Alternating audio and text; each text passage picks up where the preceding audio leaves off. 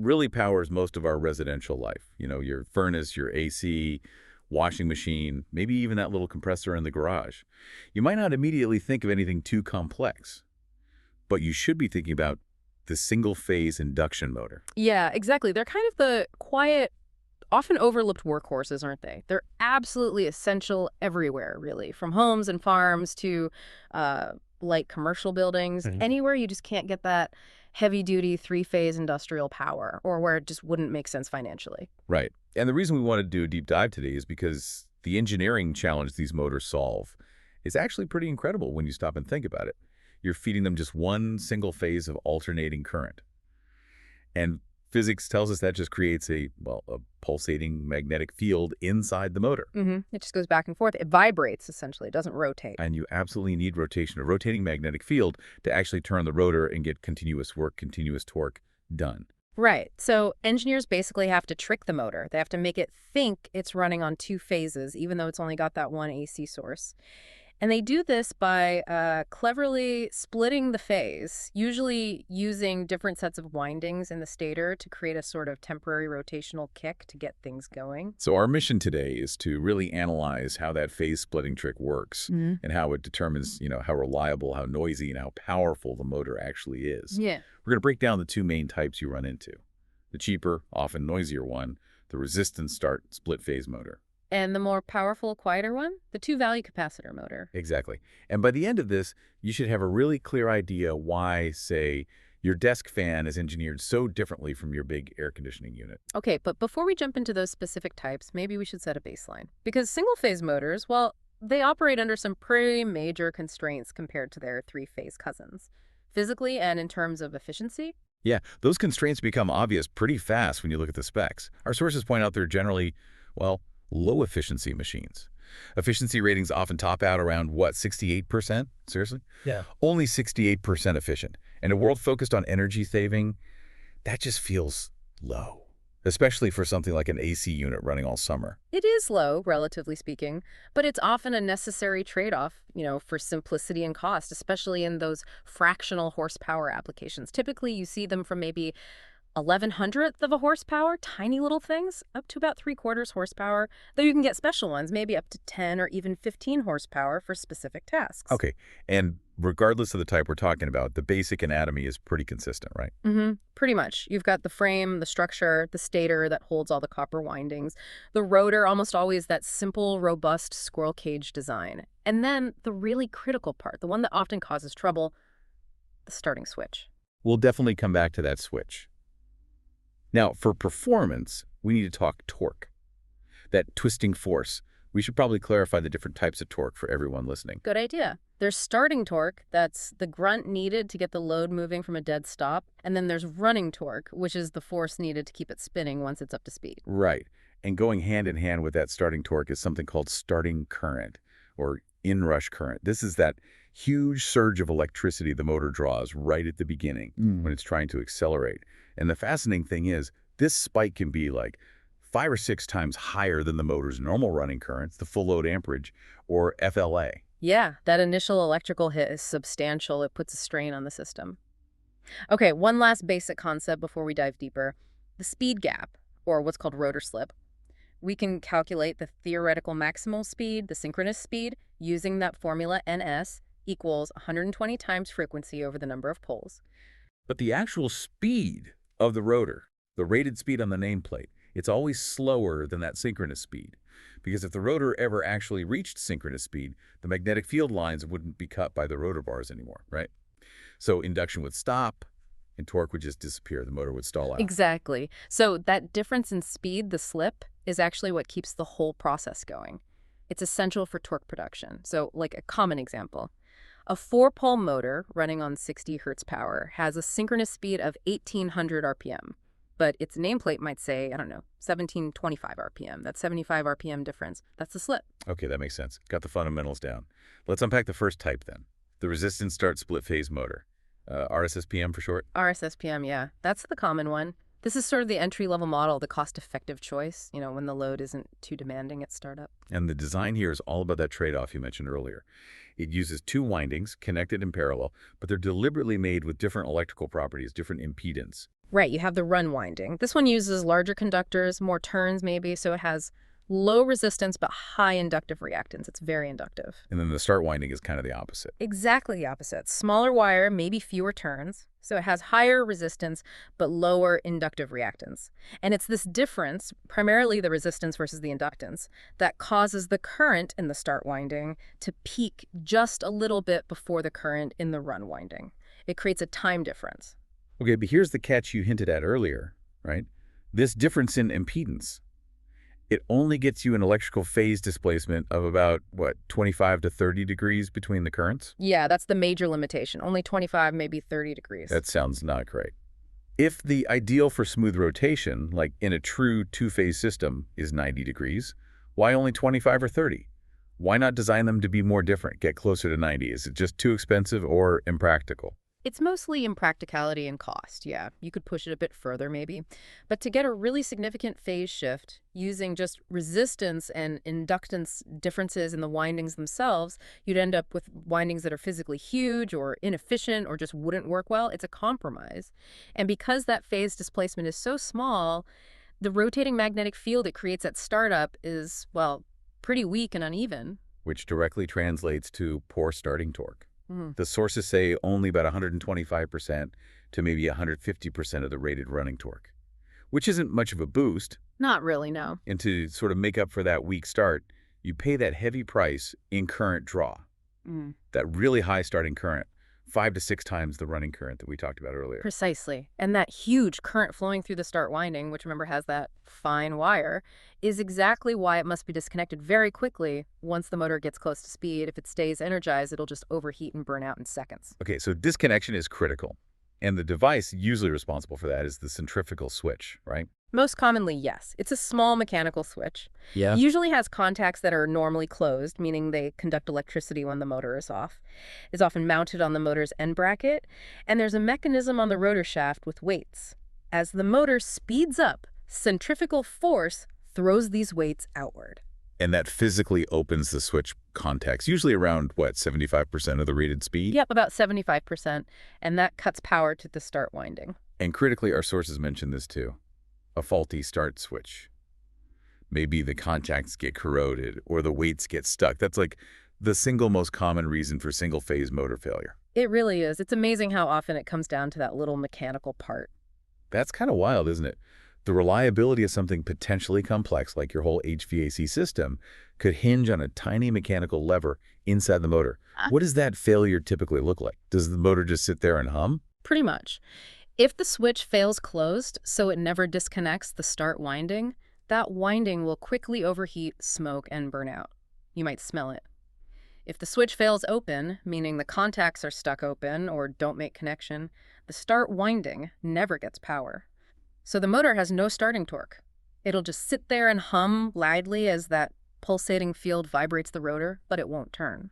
So it's almost always a mechanical issue causing an electrical failure then. In this case, yes.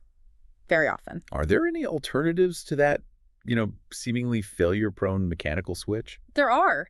Sometimes, especially if you need protection from dust or moisture, you might see a current-sensitive relay used. These are often mounted outside the motor, maybe in the junction box. But they have their own quirks, like usually needing to be mounted perfectly upright to work correctly. Or, more commonly now in newer designs, you'll find solid-state electronic switching devices, like TIACs. No moving parts, no contacts to wear out or corrode. Much more reliable generally. Okay, so once that start winding is disconnected, by whatever means, how does the motor keep running with just the main run winding? Doesn't it still just have a pulsating field? How does it maintain rotation? That's where something called the crossfield effect comes in. Once the rotor is spinning, the currents induced in the rotor bars lag behind the main stator field. This lag is due to the rotor's own inductance, and this interaction between the main stator field and the lagging field created by the rotor currents, it sort of simulates a continuous two-phase relationship.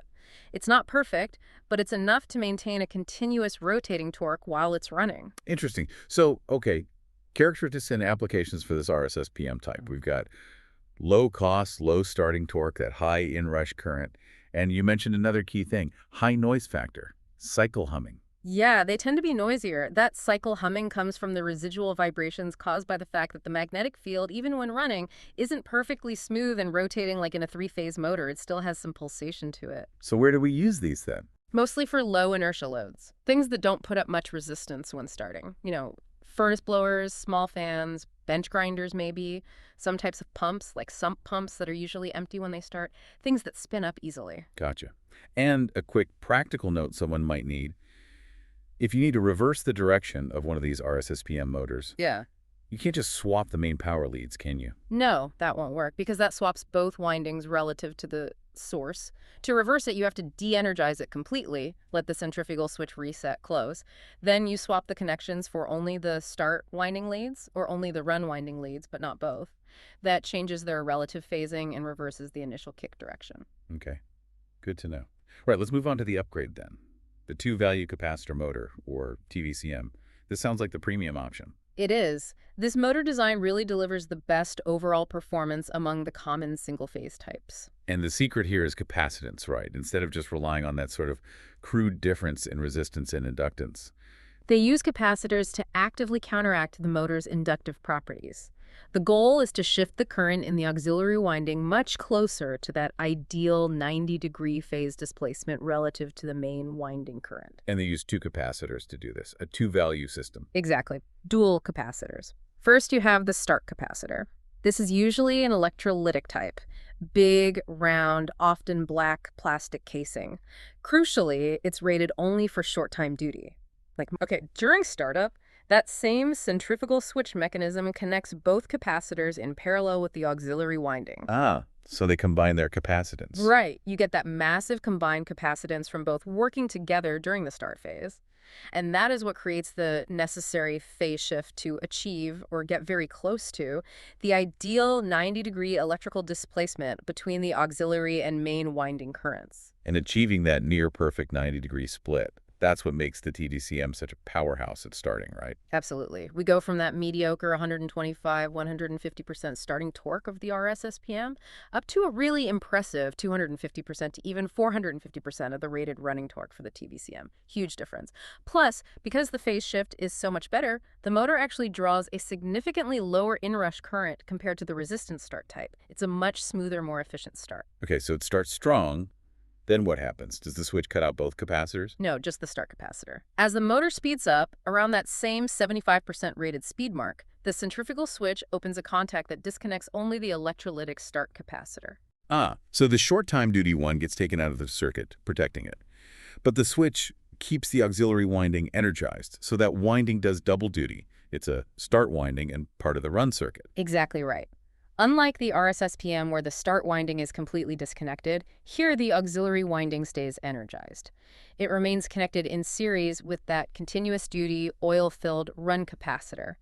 So the motor effectively keeps running as a balanced two-phase machine thanks to the main winding and the auxiliary winding with its run capacitor providing that continuous phase shift. And this results in much smoother operation, significantly quieter running, and better overall efficiency compared to the RSSPM running on just its main winding. Okay, the benefits seem clear. So applications for the TVCM, high cost is a factor, but you get quiet operation and that fantastic starting torque. Yeah. So these are ideal for high inertial loads, things that are heavy or hard to get spinning. And also anywhere low noise is important. Think about big air compressors, commercial air conditioning and refrigeration units, maybe larger conveyor systems that might have to start under a heavy load. That's where the TDCM really shines. Makes sense. Now, since we've talked quite a bit about windings potentially burning out, especially that start winding in the RSSPM, we should probably cover thermal protection before we wrap up. It's a mandatory thing. Absolutely. Can't forget that.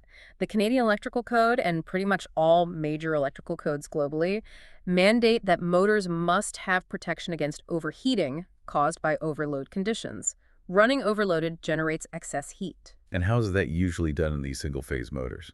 Very often, the protection is built right into the motor housing itself. They typically use these little bimetallic disc thermal protectors. There's usually a small heater element that senses the motor current.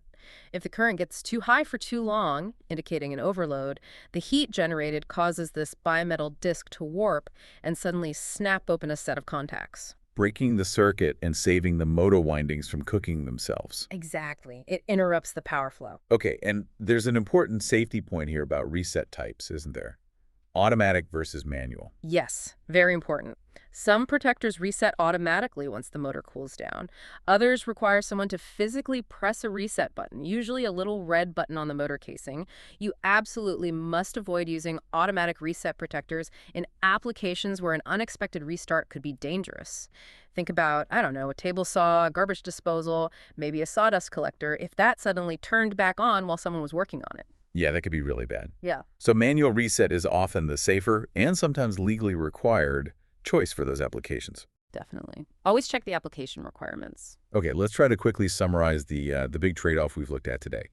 The resistant start split-phase motor, the RSSPM, it's cheap, it can be noisy, and its starting torque is pretty weak, maybe hitting 150% of running torque if you're lucky. Yeah. It's the simple budget choice for easy loads like fans. Right. Whereas the two-value capacitor motor, the TVCM, it's more complex, more expensive, but it gives you that game-changing starting torque, maybe up to 450%, and runs quieter and smoother. It's pretty much indispensable for the heavy, high-inertia loads that we rely on for, comfort and commerce. That 450% figure is just huge compared to 150%. It really sounds like the TVCM fixes basically all the problems we identified with the RSSPM, the noise, the weak start. But if it's so much better, why does anyone even still make or buy the resistant start version? Is it purely cost? It's largely cost, yes, but also application suitability or duty cycle, as you mentioned. If you're starting, say, a simple ventilation fan that's just moving air, spinning lightweight blades, you just don't need that massive 450% torque kick. Investing in the extra complexity, the two capacitors, the slightly different winding design, maybe you'll just be over-engineering for that simple task could be wasteful. The RSSPM, despite its limitations, is actually perfectly adequate and cost-effective for its specific niche. It does the job it needs to do. Okay, that makes sense. Match the motor to the load. All right, here's a final thought to leave our listeners with, something to mull over. We rely so much on these small fractional horsepower motors for just everyday life, our heating, our cooling, pumping water, running tools. Yet the ability of the most common types, especially that RSSPM, to even start depends entirely on either a tiny friction-based mechanical switch, the centrifugal switch, or, in the case of the TVCM start boost, on a capacitor that's literally rated for only about 3 seconds of life at a time. Yeah, it's quite a thought, isn't it? When you consider that a small physical component, like a corroded switch contact, is perhaps the most frequent cause of failure for these motors. It really makes you wonder, doesn't it? How much does the ultimate reliability of all our complex, sometimes high-tech, digitally controlled systems like modern HVAC, how much does it ultimately depend on these tiny, physically vulnerable components? Components that, in some cases, are only designed to function correctly for the first few seconds of operation each time. It's a bit precarious, maybe. Something to think about the next time you hear your air conditioner kick on, hopefully without a hitch. Thanks for joining us for this deep dive. We'll see you next time.